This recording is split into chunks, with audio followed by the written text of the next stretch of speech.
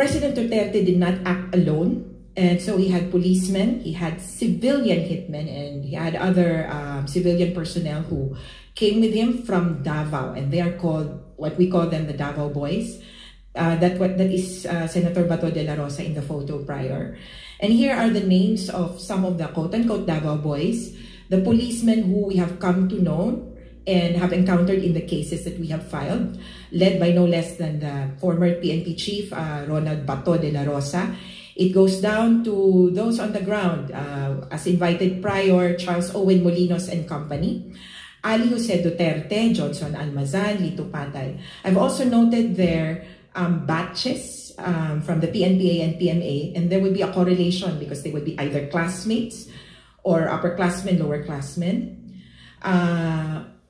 In the next slide are also key officials, and they might not have been in the PNP, but of course they were placed in civilian positions. I would just like to point out the key role of the PIDEA, because the PIDEA actually must take the lead role in drug operations.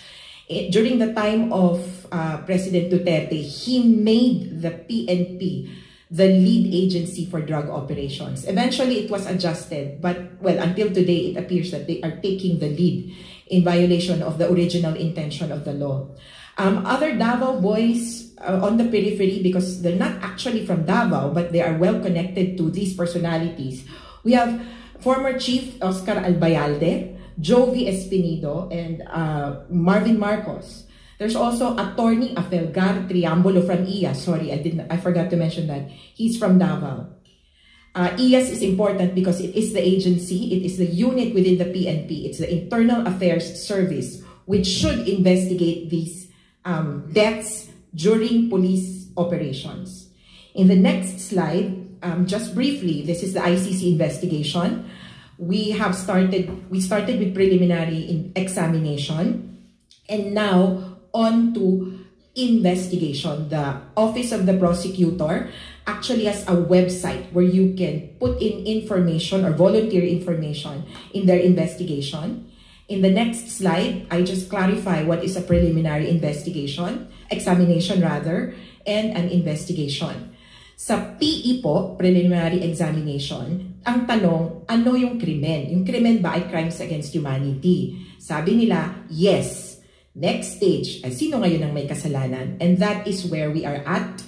The ICC is looking at who are responsible before they can determine who is most responsible. In the next slide, I have clipped a portion from the application of the request of the Office of the Prosecutor to open an investigation, and they name personalities aside from President Duterte. In the next slide, this is why we have information as verified by the Solicitor General that 5 personalities have been identified as suspects by the ICC. Bato de la Rosa, Oscar Albayalde, Romeo Karamat from Bulacan, Eliazar Mata, Edilberto Leonardo.